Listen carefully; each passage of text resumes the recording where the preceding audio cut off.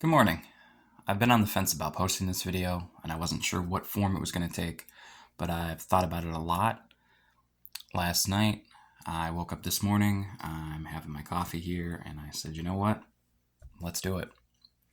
So I want to talk a little bit about my past and my present, and we'll talk a bit about the future and hopefully what it holds. So my journey with card games started with Yu-Gi-Oh! This is actually my original Yu-Gi-Oh! Deck box I used to use as a kid. I came home from school one day and saw the Yu-Gi-Oh! Anime. I think it was the first or second episode, and it blew my mind. I'm sitting on the couch with my mom, and I am hooked on these different cards. And it's like the characters will play one, and then bam, a creature pops out, right? And I thought that was insane. And my mom is sitting there, and she's hooked on the powers of friendship and perseverance and the deeper meaning behind the show that I was watching. And she loved it for me, and I just loved it. And my journey with card games really started there. I was at CVS, the mall. There was a pack of Legend of Blue Eyes hanging there on a rack, and I couldn't believe it. I said, wow, real Yu Gi Oh cards? They're real? And my mom bought it for me, and I went home and opened it. It had One-Eyed Shield Dragon, it had Yumi and Yami, and a couple other cards. And I read them, and I studied them, and I brought them everywhere with me, and eventually I got some starter decks. As I got older, I started making real decks, and I started going to tournaments at my local card shop at the time, Colino's Card and Coin in upstate New York. It was certainly its own animal. To this day, I've never been to a card shop that quite embodies everything that Don Colino's had to offer. He was this real Mr. Miyagi type of wise guy that would kind of help the young people that would come in and kind of show us the ropes about life and growing up. We all really didn't have a lot in common. We went to different schools, we hung out in different circles, we came from different walks of life. But Yu-Gi-Oh was really the one thing that kind of unified us.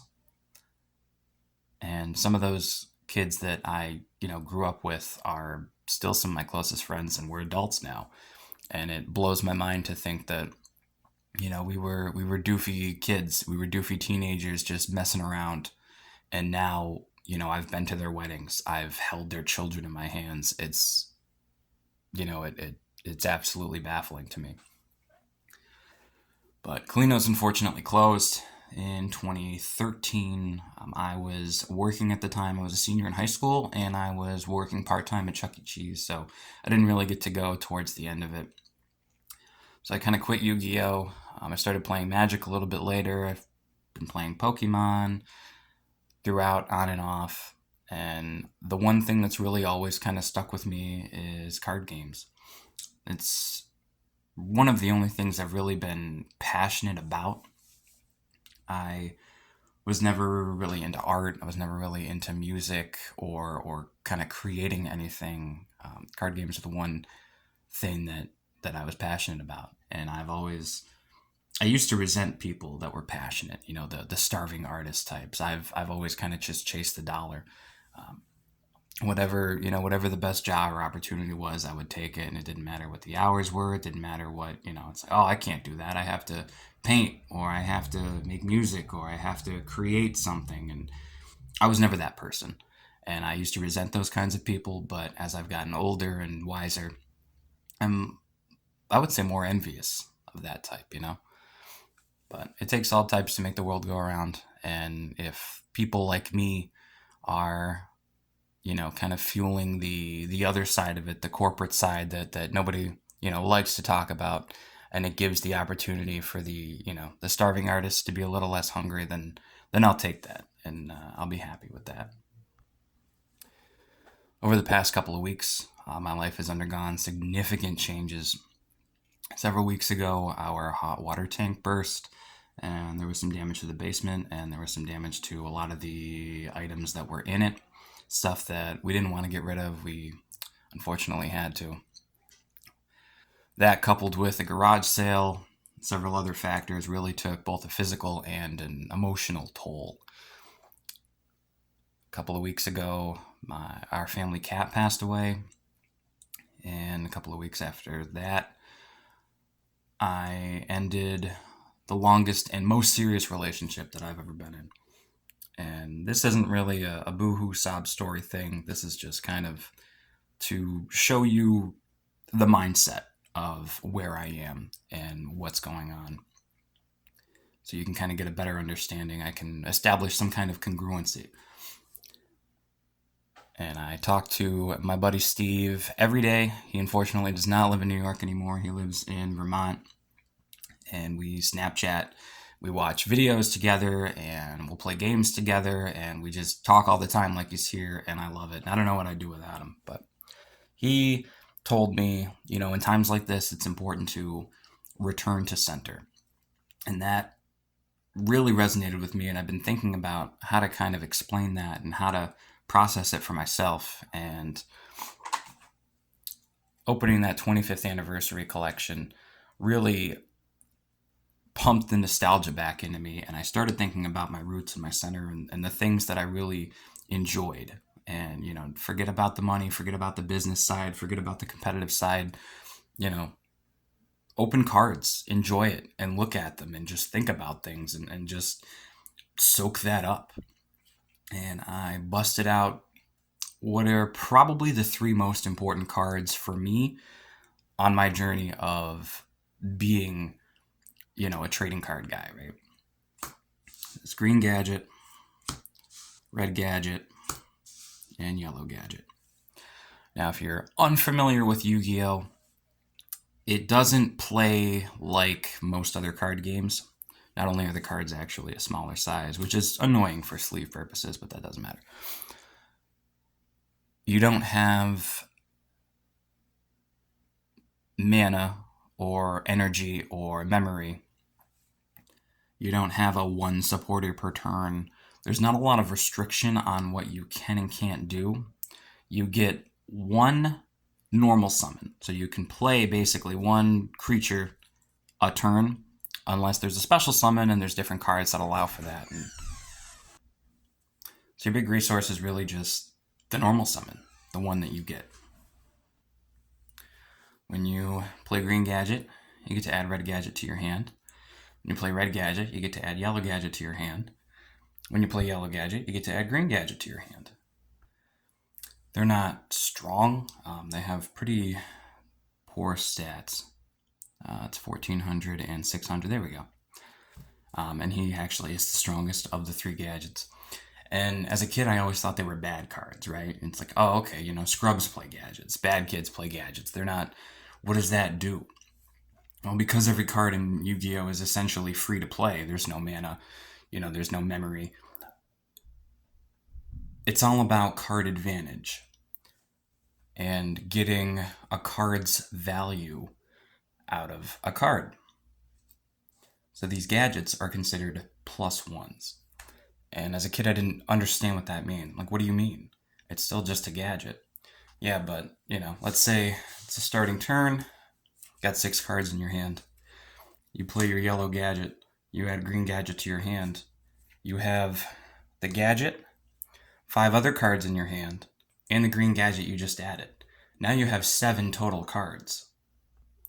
When you combine this with 1-for-1s, which is a card that gets rid of another card, or basically gets you a card's worth of value, you're accumulating an advantage over time. And that was the game plan of the gadgets. So now you're up to 7 cards, right? Well, if you play a Smashing Ground or a Sakuretsu Armor and you get rid of one of your opponent's cards, well, you're down that Smashing Ground or that Sakuretsu Armor. You go down to 6 total cards, but now your opponent has 5. You play another gadget. You go up another card. You play another removal spell. You get rid of one of your opponent's cards. And you build this, you accrue this advantage over time incrementally and kind of bury your opponent in it. And this really resonated with me on like almost a spiritual level. I broke everything down in my life into this kind of resource management, and it changed the way I look at everything, but also card games and the different games that I've played to be able to evaluate a card on, oh, that's a neg one, it's not good. Or, yeah, it's a neg one, but you win the game, so, it's worth taking that risk. And it's really helped just to evolve card games and my own life in general. My parents got divorced when I was, I think, 10. And, I still remember my mom would have to work on Thanksgiving, but I would wake up and there would be a Yu-Gi-Oh! Tin waiting for me. Sometimes were good, sometimes were bad, but I really wanted Hidden Arsenal 4, and my mom managed to get me a box. And in the second pack, I pulled Trishula, Dragon of the Ice Barrier, and this baby has won me so many tournaments and so many games. I've got so many memories with it, and I've turned and burned my collection I don't know how many times, but this is the one card I will never get rid of. And it's definitely my favorite. Another favorite card of mine, which is, I've never really played with it, and it's definitely not a good card by any stretch of the imagination, is Mom's Kindness. It is a terrible supporter card that lets you draw 2 cards on a supporter. Is awful by any standard of the game. Even, you want to look at base set. It's like Bill just did this for free, and you're going to attack supporter on there, but just the art and the title, Don's mom's putting that potion in there is very much something that my mom would do.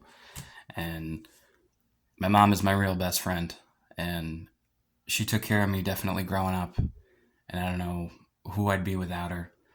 And now as an adult, I have the honor and the privilege of kind of taking care of her, and I cherish that every day. So thinking about everything that's going on and thinking about my own past, the 25th anniversary collection, different other sources of nostalgia, it really has helped me to kind of go back to my roots, right? I've been watching, I also love anime. That's another thing I'm passionate about. And I've been watching the new season of Jujutsu Kaisen. And they're talking about this character that, kind of undergoes this change, and every 500 years he has to reset to make sure that he doesn't change into something bad. And, Gojo, my favorite character from the show, he's like, oh, okay, I understand. So if he digivolved to Metal Greymon, it would be fine. But he might digivolve to Skull Greymon, and we can't have that. So we're going to put him back to Koromon, start things over. And that's kind of where I'm at. I feel like Koromon now. And I think that's a great place to start and kind of give myself a little reset. Like Steve said, return to center. So this was going to be a final video, and I was probably just going to give up on making content. I'm not really satisfied with the kind of content that I'm able to make, and I haven't really felt that drive and that passion for card games. But my first video was opening one of those mystery cubes from Walmart, and that was like peak COVID. The card game drama was everywhere, and stores were announcing that they weren't going to carry cards anymore. So like those mystery cubes were they were going to be gone. So I'm like, let me get one and let me start a channel and, kind of cherish this experience while it's here. And I figured a final video of this 25th anniversary collection would be, the perfect way to send off the channel. We start with Yu-Gi-Oh, we end with Yu-Gi-Oh. And the rush of nostalgia and just pure enjoyment that I got out of opening it. It wasn't about the money. It wasn't about being competitive. It wasn't even about the cards I got. It was just looking at them and refeeling those feelings and remembering those memories of this game. So this is not going to be a send-off video. This is not going to be the end of this channel. This is going to be a hiatus. And I will eventually return. I have some other videos in the works, so those will probably just be coming down the pipeline. But I will eventually return with steady, improved levels of content. That might be anime content. It's probably going to be some more card game content. But I was watching my favorite YouTuber, ShuckleTCG. I've talked to him a few times on Facebook. He's an absolutely great guy. I love his videos. I love what he puts out. I love the way he puts it out. We're in this time of clickbait and, going over the top with things, and this kind of this cringe factor that might be appealing to other people or maybe younger audiences, but it just doesn't do anything for me. And he's very just kind of straightforward, like, okay, I'm talking about Venus Center today, so here's the deck. And, he's funny with it and explanative with it, but it's not, he's not just this over the top. He's very genuine and very passionate about what he's talking about. And he put up a video, I will link in the description below, but he put up a video kind of talking about his journey through his life, and he left his job to work at an LGS. And I just think that's one of the coolest things. And I don't think I would or could do that, but I absolutely give him, 110% more power to him. And I hope everything works out. If you are familiar with this channel, then you already know how cool it is. But if you're not, definitely go check it out. There's a ton of Pokemon card content. Sometimes he reviews like the plushies or the toys, different things. But I think life is tough for everybody right now in different ways. And there's all kinds of things going on all over the world. So in times like this, it's important to return to center. So if you enjoyed the video, definitely leave a like. Leave your thoughts down below in the comments. I love to read comments and engage with people that are watching the videos. Make sure, if you are subscribed, stay subscribed. And if you're not subscribed, go ahead and subscribe. So when the triumphant return of GLAM takes place, you'll be there for it. Thank you so much for watching, and have a great day.